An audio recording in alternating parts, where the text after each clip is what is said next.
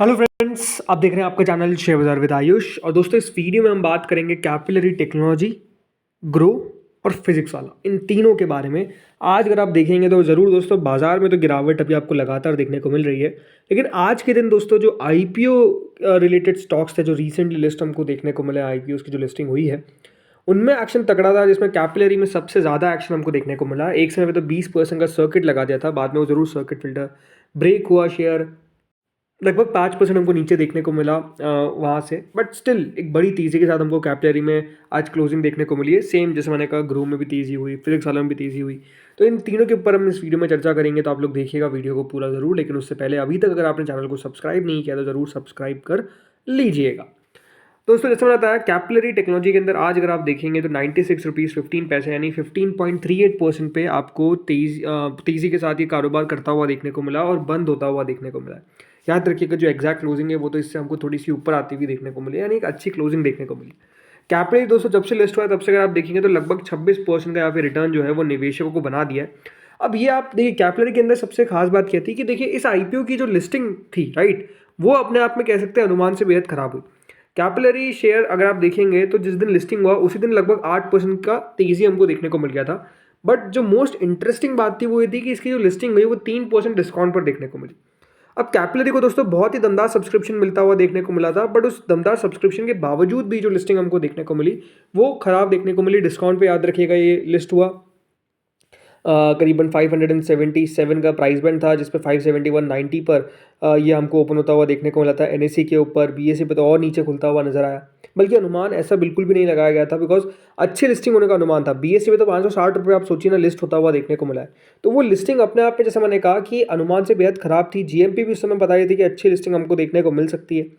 But जैसे ही कह सकते हैं, देखिए वो लिस्टिंग खराब हुई, ऐसा नहीं है कि देखिए बहुत ज़्यादा यहाँ पर मूड माहौल हमको फिर स्टॉक में चेंज होता हुआ देखने को मिला। उसी समय दोस्तों शेयर जो है वो रिकवर कर गया। जो लाल निशान में हमको ट्रेड करता हुआ दिखता था उससे हरे निशान में आया, उसी दिन तेज़ी हमको देखने को मिली।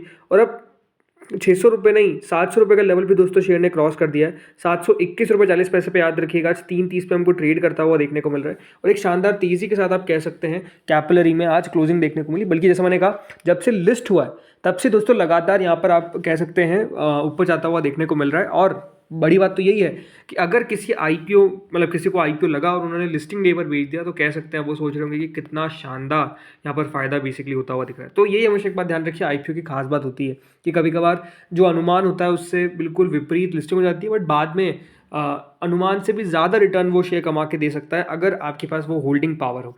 देखिए, कैपिलरी की अगर मैं बात करता हूँ सिर्फ फंडामेंटल्स के बारे में भी, तो आपको समझ में आएगा कि कंपनी धीरे धीरे करके बढ़ती हुई देखने को मिल रही है। पहले कंपनी लगातार दोस्तों लॉस करती थी, अब कंपनी मुनाफे में हमको आती हुई देखने को मिल रही है। करीबन 13 करोड़ के आसपास का मुनाफा कंपनी ने, याद रखिएगा, FY25 में रिपोर्ट किया, with revenue 598 crore, right. Company का 65 करोड़ के आसपास का ऑपरेटिंग प्रॉफिट था। मार्जिन करीबन कंपनी के 11% पे हमको आते हुए देखने को मिले। लगातार दोस्तों कंपनी का जो घाटा है वो आप कह सकते हैं कम होता हुआ देखने को मिल रहा है। तो ये सारी चीज़ें हैं जो आप कह सकते हैं पॉजिटिव होती हुई देखने को मिल रही है कैपिलरी के अंदर। कैपिलरी के बारे में थोड़ा सा आपको और बता दूं कि कंपनी का बेसिकली कोर बिजनेस क्या है। ये बहुत इंपॉर्टेंट पता होना चाहिए कि अगर आपके पास कंपनी है, आपको कंपनी के बारे में नहीं पता है, तो फिर प्रॉब्लम हो सकती है। देखिए, कैपिलरी टेक्नोलॉजी जो है वो बेसिकली रिलेटेड है to software as a service, right. तो कंपनी का जो बिजनेस है दोस्तों वो है सैस का, सॉफ्टवेयर एज अ सर्विस। और कंपनी के मेजरली जो सैस है जो अपना प्रोवाइड करता है ये to B2B customers, right. Company के जो B2B कस्टमर्स है उनको सॉफ्टवेयर एज सर्विस प्रोवाइड करती है फॉर देयर एंड कस्टमर और चैनल पार्टनर लॉयल्टी और इंगेजमेंट मैनेजमेंट। कंपनी करीबन 110 कस्टमर्स यहाँ पर सर्व करती है, जिसमें 56% इनका जो रेवेन्यू है, ये बात ध्यान रखिएगा, आता कहाँ से, नॉर्थ अमेरिका से। और 25% आपको एशिया पैसिफिक से बिजनेस आता हुआ देखने को मिलता है। प्रॉब्लम ये थी कि देखिए कंपनी के थोड़े से मार्जिन पुअर थे, कंपनी का स्केल काफ़ी स्मॉल था, वो सारी चीज़ें आप कह सकते देखने को मिल रही थी। आई थिंक ठीक है, कंपनी ने प्राइसिंग ठीक रखी। और आई थिंक अब ऐसा लगता है कि जो प्राइसिंग कंपनी ने जगह छोड़ी निवेशकों के लिए, मोटा मोटी देखिए वो जगह शेयर ने अब फिल कर लिया। नहीं, एक अच्छी खासी तेज़ी, जैसा मैंने कहा, यहाँ पे आपको देखने को मिल चुकी है। क्योंकि दोस्तों कंपनी अभी एक बात ध्यान रखिए, प्रॉफिट में आती हुई देखने को मिली है। इसलिए जो इस शेयर का प्राइस टू अर्निंग है वो आपको 413 का देखने को मिल रहा है, जो अभी इसलिए बिकॉज क्योंकि कंपनी अभी आप कह सकते हैं प्रॉफिट में अभी हुई है, आई है, तो इसलिए कंपनी का प्रॉफिट ज़्यादा नहीं है। ये कि हाँ कंपनी किस तरीके से अपने प्रॉफिट को लगातार बढ़ाती रहेगी, उसके ऊपर कंपनी को काम करना पड़ेगा, तो वैल्यूएशंस ऑटोमेटिकली नीचे आते हुए देखने को मिलेंगे। लेकिन हाँ, जैसे मैंने कहा शॉर्ट टर्म में तो कह सकते हैं एक अच्छी खासा यहाँ पर मूव जो है वो हमको आता हुआ देखने को मिल चुका है। यहाँ से कितना फर्दर मूव आएगा ये कह पाना अपने आप में बहुत मुश्किल है। आज खास बात क्या होती है कि अगर ये 750 रुपये पे बंद होता तो एक इंपॉर्टेंट लेवल पे क्लोजिंग आ जाती। अब उन लेवल पे क्लोजिंग नहीं आई और वहाँ से आप कह सकते हैं शेयर जो है वो नीचे हमको आता हुआ देखने को मिल गया, उस पर क्लोजिंग नहीं दे पाया। अब ये कल के दिन देखना बहुत दिलचस्प होगा कि क्या 750 रुपये के ऊपर ये टिक पाता है या फिर नहीं टिक पाता है, या फिर क्या 700 रुपये का लेवल भी ये कल होल्ड कर सकता है, नहीं कर सकता है। बिकॉज एक बात हमेशा ध्यान रखिए कि शॉर्ट टर्म में क्या होता है ना कि जो भी आईपीओ वाले शेयर्स होते हैं उनमें वॉलेटिलिटी थोड़ी सी ज़्यादा रहती है। बाकी शेयर्स से भी अगर आप देखेंगे तो ज़्यादा वॉलेटिलिटी रहती है, ज़्यादा ऊपर नीचे ये सब दोस्तों होते हुए नजर आते हैं। तो इसलिए उस समय बहुत इंपॉर्टेंट ये हो जाता है कि आपको एटलीस्ट पैसा नहीं गंवाना है, पैसा अपना हमेशा दोस्तों सेव करके रखना है कि ऐसे शेयर्स में नहीं डाल देना कि आपका पैसा ही देखिए फिर आपको लगे अरे अब कब मैं को इस शेयर से बाहर निकलूंगा, ये आप सोचते रह जाइए। तो थोड़ा सा दोस्तों समय देना पड़ता है, बहुत इंपॉर्टेंट हो जाता है।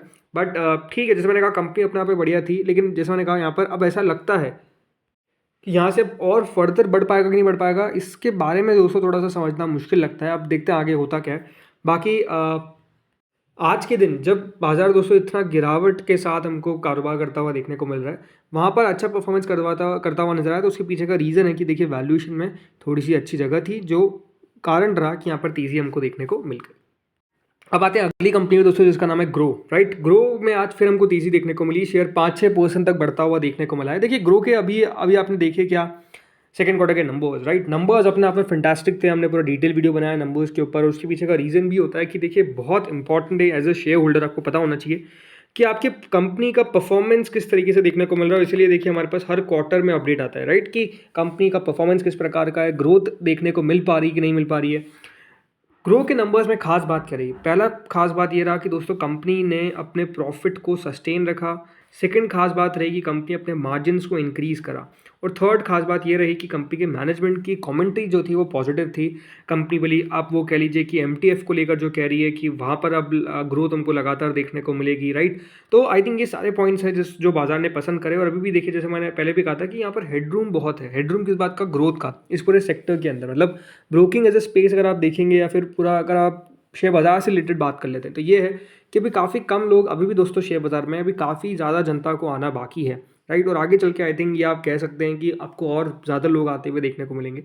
तो ये सारी ब्रोकिंग कंपनीज के लिए पॉजिटिव बात है। जितने ज़्यादा लोग आपको आते हुए देखने को मिलेंगे वो और तरीके से दोस्तों पैसा लगाते हुए नजर आएंगे। कोई ट्रेडिंग कर रहा है, कोई इन्वेस्टिंग कर रहा है, कोई म्यूचुअल फंड्स के जरिए पैसा लगा रहा है, राइट। तो ये अपने आप में होता क्या है दोस्तों, इनको फायदा होता है, सिंपल सी बात है।